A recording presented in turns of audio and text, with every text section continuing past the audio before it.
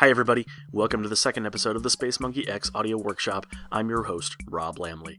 Let me start off the show by saying thank you to everyone for making the first episode, The Thing Read-Along Record Book, such a huge success. Between my website, spacemonkeyx.net, my YouTube channel, Twitter, and all of the media outlets that covered the record book, I was amazed by all the positive comments from fans of the original film. As promised, there will be more read-along record books in the future, but it's probably going to be a while.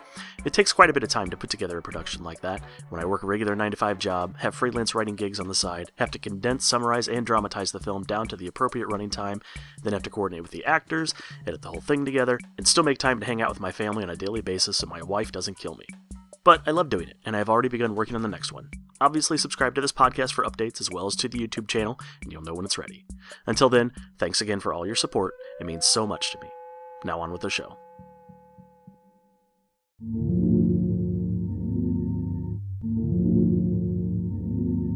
This week's episode of the podcast features 3 dramatic readings of short stories I wrote during a time in my life when I thought I could be the next great American novelist. Like so many angsty, artistic quarter-life crisis cases since the late 1990s, I went through a Chuck Palahniuk phase where I idolized everything the Fight Club author wrote. In response, I began to shape my writing to be more like his, meaning everything was in the first person, it was littered with repetitive lines that almost read like a mantra, and the whole affair had a slightly dark, satirical undertone.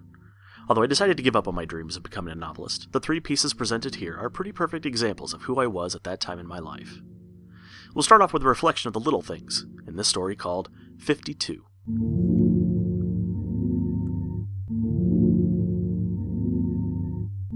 Back during the days of the guillotine, the most efficient killing machine ever devised, it was common practice for the person who ordered the execution to lift the freshly severed head and look into its eyes. It was said that the head would sometimes react to the sight of the face that killed it, even opening and closing the mouth in an effort to speak. This was done so that in the next life, the executed would know who took his life from him on earth, and the two could meet in heaven for their final duel. In response to this tradition, a French scientist named Antoine Foussade began experimenting with animals to see just how long brain activity remained after a head had been severed from the body. Of course, depending upon the size of the beast, the amount of blood still available to the brain upon decapitation differed, which would make these last moments of consciousness vary in length. For example, Foussade found that a dog maintained life for up to 40 seconds after its decapitation, if it was a larger breed such as a St. Bernard. Cats lived for only about 12 seconds thanks to their much smaller bodies. However, horses could live for up to a minute with their remaining blood supply. While Foussade was happy with the results he'd garnered from his animal experiments, of course his real interest was in the human brain. Ethics prevented him from using even one human subject, so instead he opted, at great personal expense, to procure a chimpanzee from Africa. His thinking was that, while an ape might still be below a human as far as intelligence, their relative size in comparison should give him an approximate measure of the life after death that is still possible in a human subject, as close as he was willing to get anyway. As it turns out, a chimpanzee's brain remains active for 52 seconds after being parted from the rest of the body. The results were surprising when you consider that a much larger species like the horse only remains active for another 8 seconds longer. So why does the work of an obscure and admittedly somewhat morbid French scientist interest me? Because I'm lying in a hospital bed, waiting for my 52 seconds of eternity. No, I'm not waiting to be decapitated, don't be silly. I am waiting to die, though. I've been waiting for a while now.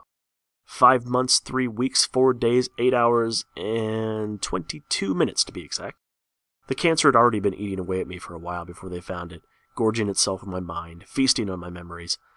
I was only given 6 months. I could go any day now. I'd hate to be late for my appointment. Did you know that it takes the average person 35 seconds to make a bowl of cereal? What will they be like, do you think? Will I know they're my last 52 seconds? Will I spend them accepting God as my Lord and Savior in a last-ditch effort to avoid hell? Or will I be thinking impure thoughts while staring at my nurse's ass? Will it be like everyone says, with my entire life flashing before my eyes? It'd be a short show. Do I really want to see that again anyway? What good will a rerun do me? Will I be given all the answers to all of life's questions? Will I know who shot JFK? Will I know if there's life on Mars? Will I know if Kathy Wilson, my first lay, was faking it or not? What will happen in that 52 seconds between life and death? Did you know that it takes the average person 27 seconds to pour and prepare their cup of morning coffee? There are some who believe that we're all living that 52 seconds every day. Sort of like when you dream and it seems like the events transpire over days and days, yet when you wake up you find that it's only been the 9 minutes since you last hit the snooze button. Our entire lives are little more than a blip when you consider the lifespan of planets and quasars and galaxies and God, So why couldn't our 52 seconds seem to last for 78 years, or 92 years, or, in my case, 31 years? Did you know it takes the average person 15 seconds to brush their hair in the morning? 31 years old. Why is that I'm going to die at 31 while others live on to 80 and then pass on peacefully in their sleep? What did I do wrong?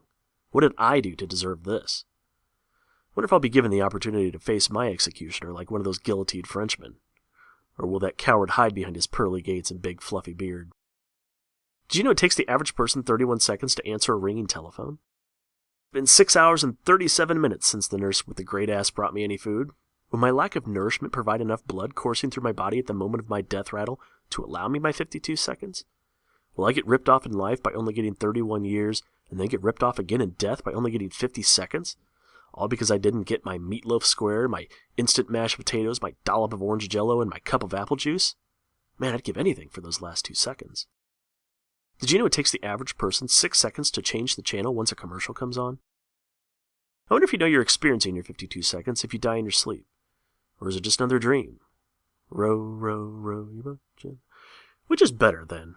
Knowing that these are your last 52 seconds, or continuing to dream and waking up wherever you end up after your 52 seconds are over? I haven't slept in 2 days, 6 hours, and 8 minutes. There's no way I'm going to sleep through my 52 seconds. He owes me those 52 seconds. Those 52 lifetimes. Those 52 memories. Those 52 first kisses. Those 52 perfect spring days. Those 52 laughs of a child. Those 52 lazy Sunday mornings spent in bed with her. 52 moments. That's all I'm asking for. Time it takes you to brush your teeth in the morning. Time it takes you to tie both your shoes. Time it takes you to walk from your car to the front door where she's waiting for you with a smile on her face that says I love you. A 5 and a 2. Please.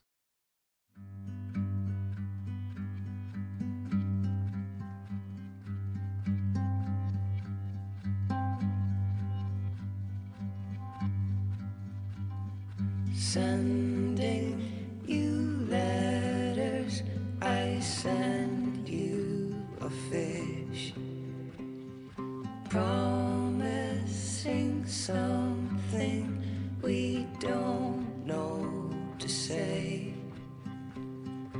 I send the rain. While not every woman has a motherly inclination, there are some who want a child so bad they'll do practically anything to have one. They'll even go so far as to make a withdrawal from the bank. Of longing July, dreaming of gourds and of beetles. Why can't you just find a nice young man and have a baby the normal way? My mom has said this on numerous occasions. I think it's that word normal that really sticks in my craw. I am having a baby the normal way. I'll carry it for 9 months just like anyone else. I'll gain the weight just like anyone else. And I'll scream my damn head off, unless I get the epidural, just like anyone else. I'm just not going the normal route to get to the normal way. The whole thing started about a year ago, the day before my 32nd birthday, of course. I literally woke up in the middle of the night, sweat pouring off me, and I swear I heard a clock ticking from somewhere inside. A few days later, I started to visit the bank. At first, I was really nervous about the whole thing. I mean, just the thought of what goes on in those back rooms was sort of icky. I hate to sound like a prude, but that is one of those things that you do in the privacy of your own home. Although I guess if I could get paid for it, that's not such a bad deal. The worst part, though, was the mood of desperation. Some women I've seen in the waiting room probably haven't known the pleasures of a man in their lifetime. Not to sound like a snob, but a good personality only goes so far. However, I don't just mean this kind of desperation. Let's face it, if you're visiting the bank, you really want a child. You are desperate for one. But there are some women who combine the two types of desperation. I call these women Jocasta, after the queen at Oedipus Rex, who you might recall married her son. All these Jocastas are looking to model their son after what they would have liked to be their husband. It's kind of sick, if you ask me. You can spot a Jocasta by the level of prying. Most of the time when you ask for donor information, they just give you a manila folder to go through with a few possible donors from your racial requirements. In my case, what I like to call Tex-Mex, either Caucasian or Hispanic or both. Inside the folder are up to a dozen sheets that give you the basic personal information a donor is asked to supply. Height, weight, eye color, hair color, interest, and then some essay questions he's answered so you get some idea of how his mind works. As you read through the page, you begin to get a picture of this guy in your head. Maybe you shouldn't, but you can't help it. I'm certain the fantasy is nowhere near the reality, but it's nice to dream a little. Soon, though, you push those thoughts out and get back down to earth. The problem is when a woman begins reading through the donor's likes and dislikes and says to herself, "Oh, I've always wanted to learn how to play the violin," or "Wow, I'm a vegetarian too." It's from these donors that women will choose the one man who has qualities she finds attractive, and here's the important part. She hopes will be passed on to her child. So what she's really doing is giving birth to a man she finds attractive. She's essentially making her own boyfriend. Freud would have a field day with these women. However, it gets really creepy once they've chosen their perfect mate. If you want to get a better feeling for the donor you've fallen for, you can request more information, including tape recordings of their voice, pictures, and the latest fad, videotaped interviews. This is when the Jocastas really cross the line between choosing a donor and choosing a mate. There is no reason for you to see the man's picture. There is no reason to hear his voice. And there sure as hell isn't any reason to see him squirming on videotape in front of a cheesy blue background while he's being grilled with more asinine essay questions. When you go this far, you're no longer a woman desperate to be a mother, but desperate to create your own boyfriend who will almost be guaranteed to love you. It's sad, really. Now, me, on the other hand, I'm not looking for my soulmate so I can give birth to my soulmate. Sure, I do choose races that I find most attractive, but after that I really don't have any preferences. Okay, I'll admit, I do have some physical criteria that I look for. I like the donor to be tall. I have a brother who's short, like 5'6", and he has a hell of a time because of it. So I've come to the conclusion that taller is better in most cases. And I do prefer the donor be fit and trim, mainly because of all the health problems that we're learning can be caused by genetics. But beyond those few stipulations, I really don't have any other physical traits I look for. As far as the donor interests, I let them be who they want to be. Besides, just because a man knows how to play the violin doesn't mean his son will be able to. Okay, I'll admit that I do have a few areas of interest that are, I wouldn't say more attractive, but more appealing might be a better way to put it. For example, I think that it's important that a donor be interested in literature, simply because it's such an important part of all of our lives. And some musical talent would be appreciated as well. But I'm not picky as the type of instrument. Of course, artistic ability is always nice, but, well, I was never an artist no matter how many classes I took, so it's obviously not a big deal to me. And as far as the essay questions go, all I'm looking for is someone who can express himself clearly and concisely. It doesn't hurt if he has a touch of eloquence, like something an author might have, for instance. But it doesn't mean an automatic yes in my book either. A good life philosophy is always a plus, too. But other than those few criteria, I'm really open to just about anyone. I mean, even if he's not perfect, he can't be any worse than the men I've been dating for the last 10 years, right? Okay, I have a confession to make. You and I seem to be on good terms, so I feel like I can tell you this. I think I've found my donor. His name is Eduardo, and he's a student down at the university where he's majoring in fine arts with a minor in comparative lit. He enjoys writing poetry, sculpting, reading to his nephew. He plays the trumpet, sings in the church choir, and listens primarily to jazz and classical music. He's 6'1", weighs 170 pounds, and plays basketball with his friends every Sunday afternoon. His philosophy on life was this. I have it memorized. Life is a river that flows within the banks of love and over the rocks of hatred. Isn't that beautiful?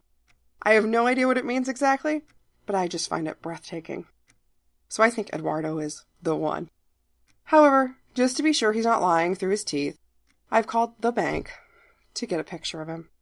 But I swear that's all I'm going to see. Unless they tell me that he shows some of his artwork on the videotape, then I might check that out too. But only so I can make sure he has talent and isn't one of those people who think they do. But I swear I'll never listen to the audio tape. Although he might sing on the tape, and I'd kind of like to make sure he isn't lying about that as well. But I swear that's all I'm doing. I'm not looking for a soulmate or anything. All I'm doing is trying to have my son the normal way.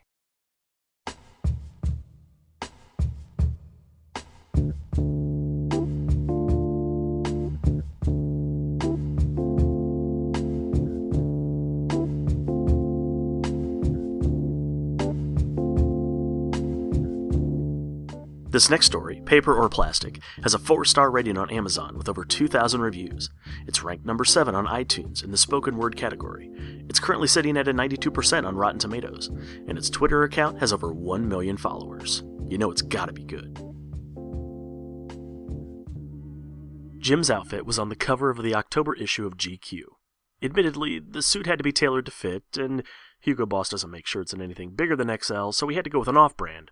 But otherwise it's exactly the same, down to the silk tie and the pearl inlaid cufflinks.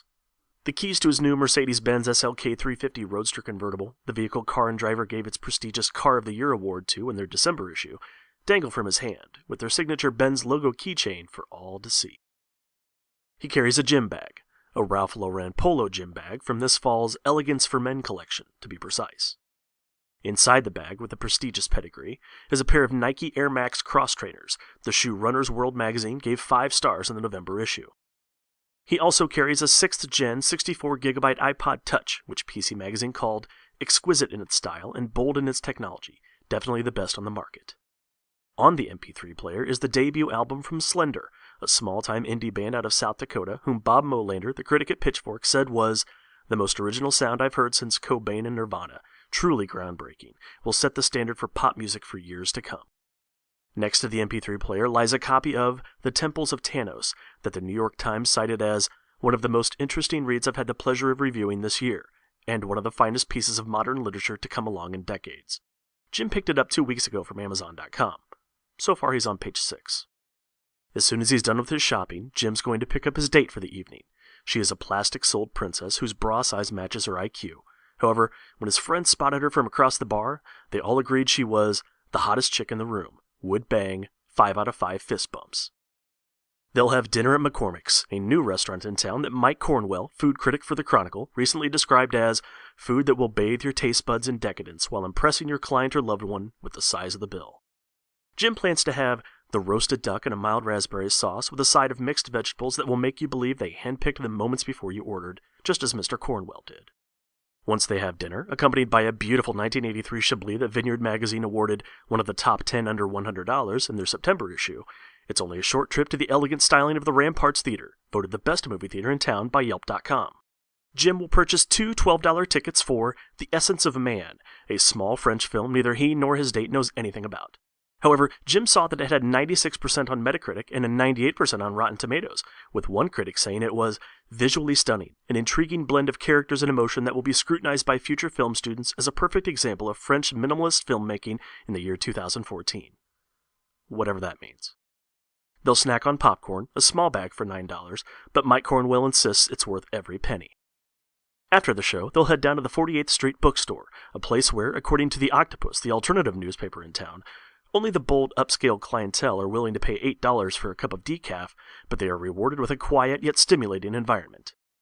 Tonight, a special guest poet will be reading some of her works that have been described by Carl Stevenson, the literary critic at Salon.com, as the most interesting and heartfelt rhythm since Dickinson, with the boldness of Longfellow and a dash of Poe. Jim's pretty sure he's heard of Poe, but has no idea who the other two guys are. It will be a full evening to say the least, and it can begin as soon as he's finished picking up new and improved Cascade, now with a fresh lemony scent, and the new Mach 6 blade from Gillette with 6 blades for the closest shave of the new millennium. When the bag boy asks Jim, paper or plastic, he turns to the woman behind him with an expectant look. She crinkles her forehead and responds, "What?"